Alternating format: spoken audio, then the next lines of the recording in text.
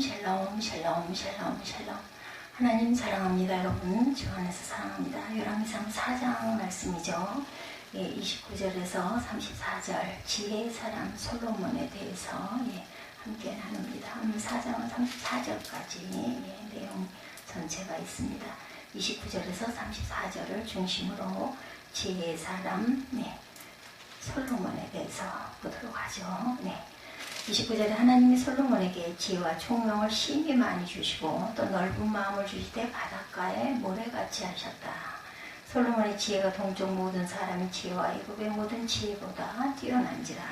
그는 모든 사람보다 지혜로워서 예스라 사람 예단과 마을의 아들 헤만과 갈골과 다르다보다 나음으로 그의 이름이 사방 모든 나라에 들렸더라. 그가 잠언 3000가지를 말하였고 그의 노래는 1005편이며 그가 또 초목에 대하여 말하되 레바논의 백향목으로부터 다면하는 우슬초까지 하고 그가 또 짐승과 새와 기어다니는 꽃과 물고기에 대하여 말한지라. 사람들이 솔로몬의 지혜를 들으러 왔으니 이는 그의 지혜의 소문을 들은 천하 모든 왕들이 보낸 자들이더라. 이렇게 말씀하고 있습니다. 지혜의 사람 솔로몬은 과연 어떠한 일꾼으로 사명을 잘 이루었는지 함께 은혜를 나눠봅니다. 이 세상에서 가장 지혜로운 사람을 꼽으라고 한다면 여러분들 누구를 생각하십니까? 어떤 사람은 고대 헬라의 철학자들을 생각할 수도 있을 것이고 또한 역사상 위대한 인물들을 말할 수도 있을 것입니다. 성경은 지혜의 사람 솔로몬이다 이렇게 말씀하고 있죠. 지혜와 그런 3000여 년 전에 이스라엘을 다스렸던 솔로몬 다윗의 아들이죠. 다윗의 10번째 아들입니다. 과연 그는 지혜의 사람답게 많은 공적을 남겼죠. 세계 인물 중 전후후무한 지혜의 사람이기도 합니다. 잠언뿐 아니라 3000가지 지혜의 글을 남겼다. 오늘 본문에 그렇게 나타나 있죠. 3000가지 지혜의 글을 남겼다. 여기 아가서를 위시하여 1005편의 노래를 짓습니다. 지혜는 인간이 소유한 어떤 것보다 소중한 자산입니다. 아가서를 위시하여 1005편의 노래를 지었는데 성경엔 지혜의 가치를 수없이 아주 강조하고 있습니다. 4장 6절에 보면 잠언 4장 6절에 보면 지혜를 버리지 말아라. 지혜가 너를 보호할 것이다. 지혜를 사랑하라. 지혜가 너를 지킬 것이다. 잠언 3장 18절에 보면 지혜는 그 얻는 자에게 생명나무라. 지혜를 가진 자는 복되도다. 잠언 4장 7절에도 지혜가 제일이니 지혜를 얻으라. 내가 얻은 모든 것을 가지고 명철을 얻을지어다. 이렇게 말씀하고 있습니다. 이 말씀은 지혜를 얻기 위하여 가지고 있는 모든 것, 재산이든 재능이든 할 것 없이 모든 것을 바쳐서라도 그 지혜를 얻으라라는 교훈입니다. 잠언 3장 13절은 또한 이렇게 말씀합니다. 지혜를 얻는 자와 명철을 얻는 자는 복이 있나니. 성경이 말하는 지혜는 삶의 지혜를 말하는 거죠. 사람의 존재 가치라든지 삶의 목적, 진정한 삶의 가치 판단을 올바르게 할 수 있는 인간의 가장 중요한 문제를 파악하고 그에 따라서 살아가는 현명한 판단력을 의미합니다. 삶의 지혜가 넘치는 사회는 복된 사회죠. 그 나라는 복된 나라입니다. 지혜왕 솔로몬이 다스리던 나라를 한번 살펴보겠습니다. 솔로몬이 다스리던 나라, 솔로몬은 나라를 안전하게 다스리죠. 개인이나 국가는 바다를 항해하는 배와 같습니다. 항상 잔잔한 항해길을 보장하지 못합니다. 풍랑이 거세요. 배가 방향을 잃어버릴 때 선장의 지혜는 절대절명이죠. 그가 올바른 판단을 하고 배를 잘 컨트롤해 나가면 마침내 안전한 항구로 나아갈 수가 있습니다. 이때 지혜로운 선장의 역량은 절대적입니다. 그는 자신뿐 아니라 배에 승선한 모든 승객들을 살려낼 수도 있고 반대로 자신과 승객 배마저도 파경에 유리하기도 합니다. 그가 다스리던 솔로몬의 왕국은 태평성대의 나라였습니다. 우선 이웃 나라들이 감히 나라를 공격해오지 못했죠. 왜냐하면 나라가 안정되고 강하였기 때문입니다. 백성들의 경제활동은 매우 활발해서 나라 살림에 쪼달림이 없었습니다. 역대하서 9장 13절에 솔로몬의 새 임금의 중수가 666 금달란트요. 이렇게 말하고 있습니다. 국내 산업뿐만 아니라 수입과 수출이 활발했습니다. 세계 여러 나라에서 물건이 들어오죠. 아라비아 여러 왕들도 솔로몬과 통상을 합니다. 나라가 태평성대가 되니 국민들이 어땠겠어요? 아주 복된 삶을 살았겠죠? 예, 열왕기상 4장 20절에 기록되어 있는 내용이기도 합니다. 유다와 이스라엘의 인구가 바닷가에 모래같이 많게 되매 먹고 마시며 즐거워하였다. 예, 오늘 본문이기도 하죠. 4장 20절. 예, 유다와 이스라엘 인구가 바닷가에 모래같이 많게 되매 먹고 마시며 즐거워하였으며 21절에 솔로몬이 그 강에서부터 블레셋 사람의 땅에 이르기까지와 애국 지경에 미치기까지 모든 나라를 다스림으로 솔로몬이 사는 동안에 그 나라들이 조공을 바쳐 섬겼더라. 솔로몬이 하루의 음식물은 가는 밀가루가 30고루요, 굵은 밀가루가 60고루요, 살찐 소가 10마리요, 초장의 소가 20마리요, 양이 100마리이며 그 외에 수사슴과 노루와 암사슴과 살찐 새들이었더라.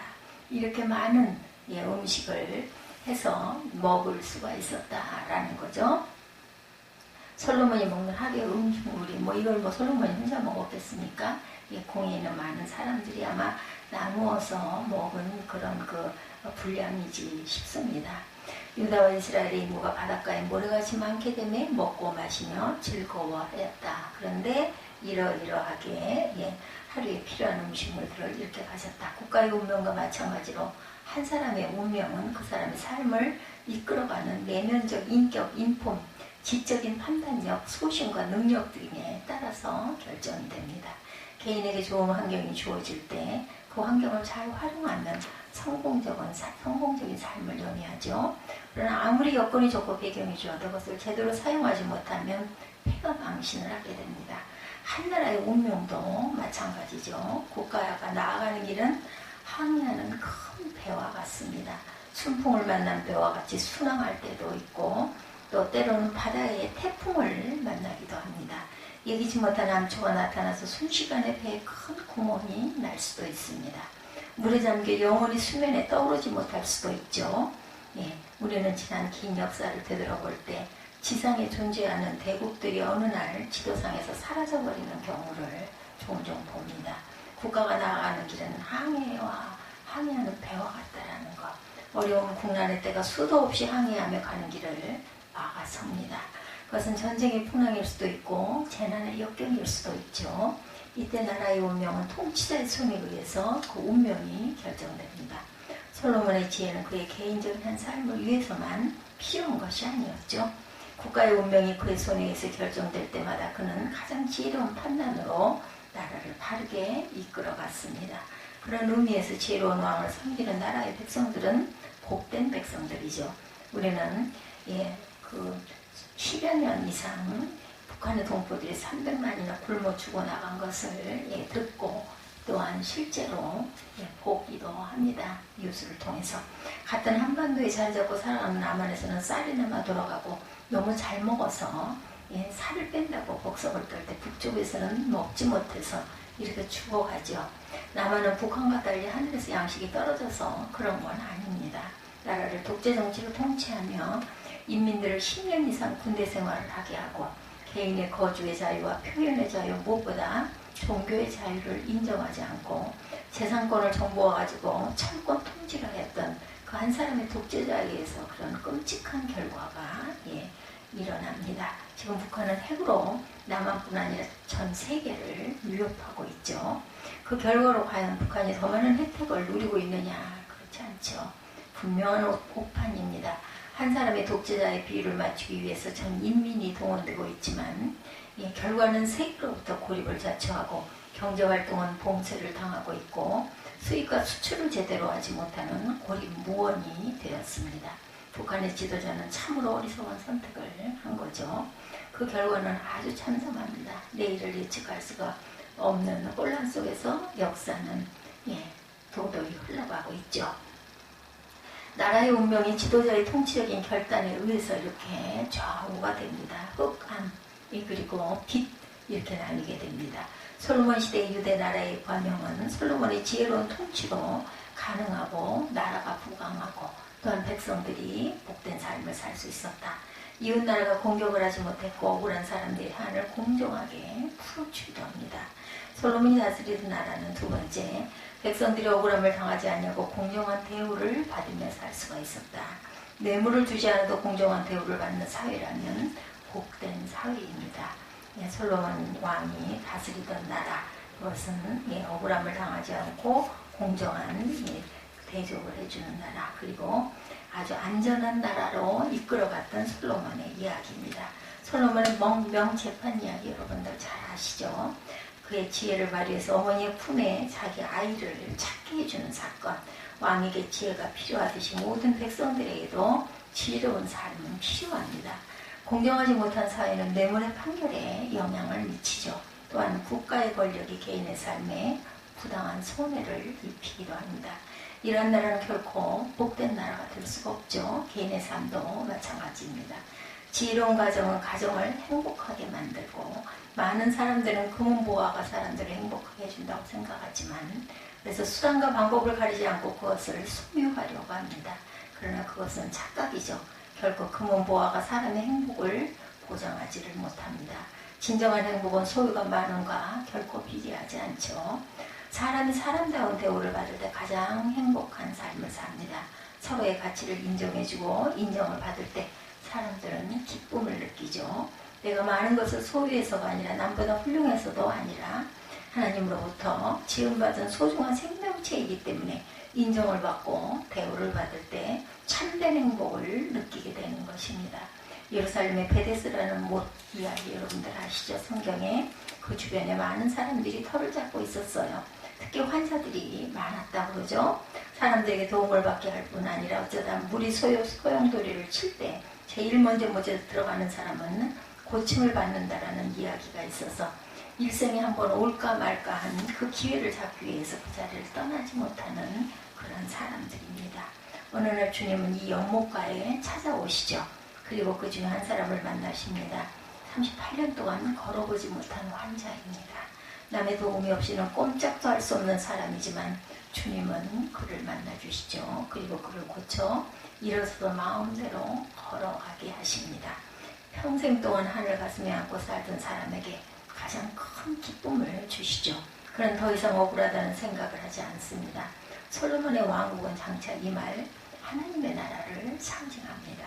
그 나라는 억울함을 당하는 일이 없고 어떤 비극이나 슬픔도 없는 나라입니다.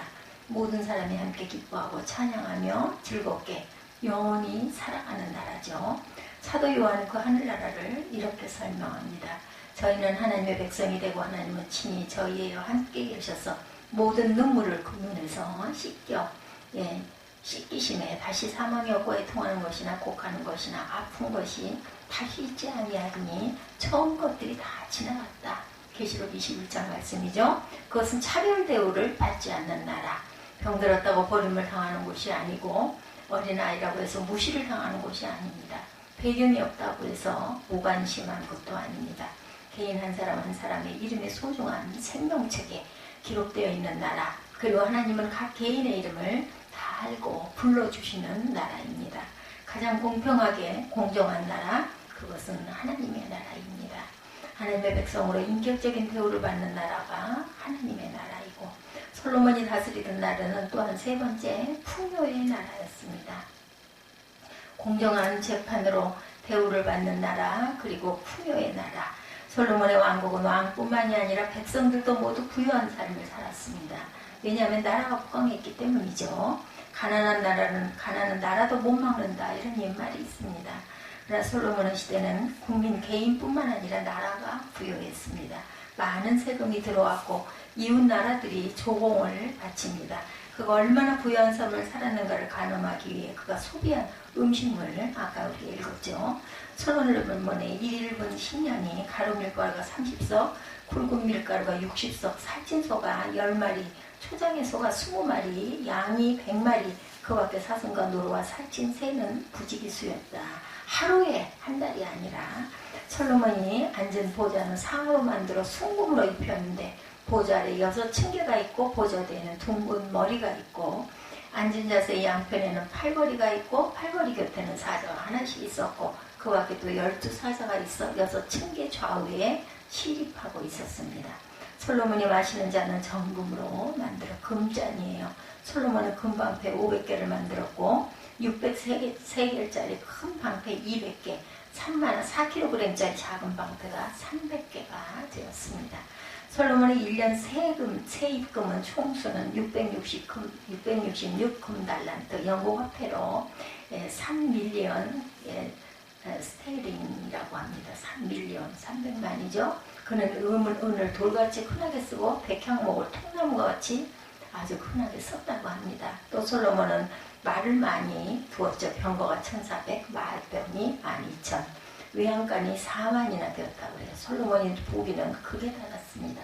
천하에 솔로몬과 같은 부귀영화를 누린 사람은 아무도 없었다 그러죠. 얼마나 나라가 부강하였으면 그렇게까지 편련이 되었을까요? 솔로몬의 왕국은 장차 성도들이 들어가 살게 된 하나님의 나라를 상징해서 보여줍니다.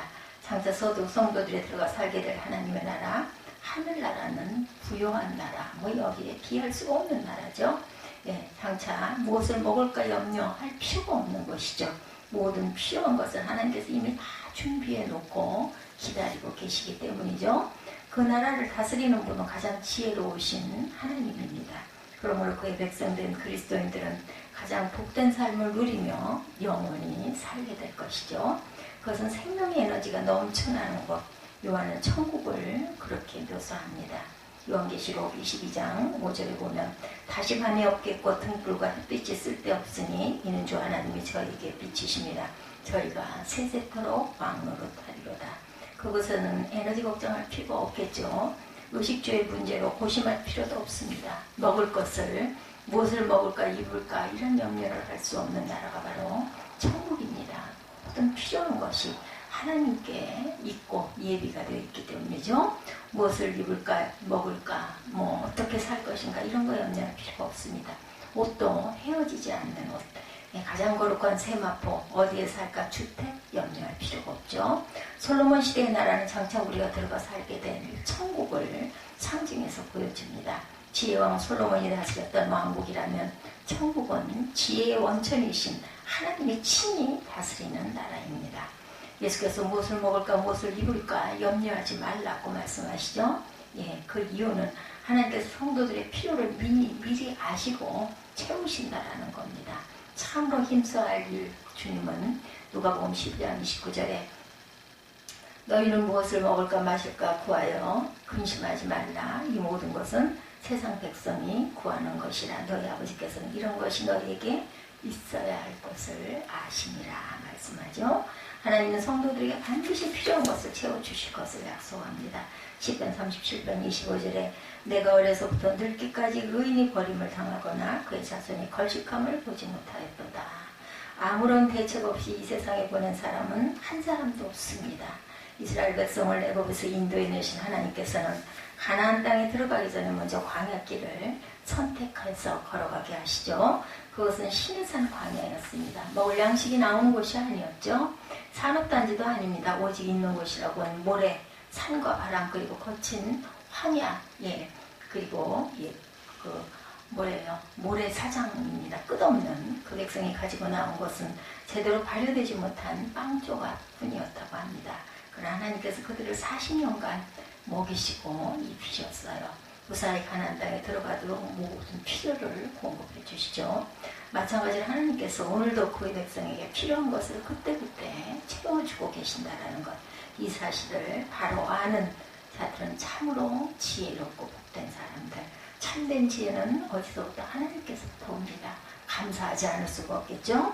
솔로몬은 태어날 때부터 지혜를 타고나지 않았습니다. 오늘 본문에 29절이죠. 하나님이 솔로몬에게 지혜와 총명을 심히 많이 주시고 넓은 마음을 주시되, 하나님께 받은 지혜로 나라를 다스렸던 솔로몬 시대가 그렇게 좋다고 한다면 지혜의 원천이신 하나님께서 다스릴 천국은 얼마나 아름다운 곳일까요? 우리 모두가 그 나라에 들어가서 영원히 살기를 사모하십시다. 그의 백성으로 삼아주신 주님께 영광과 찬양을 돌리시기 바랍니다. 기도하시겠습니다.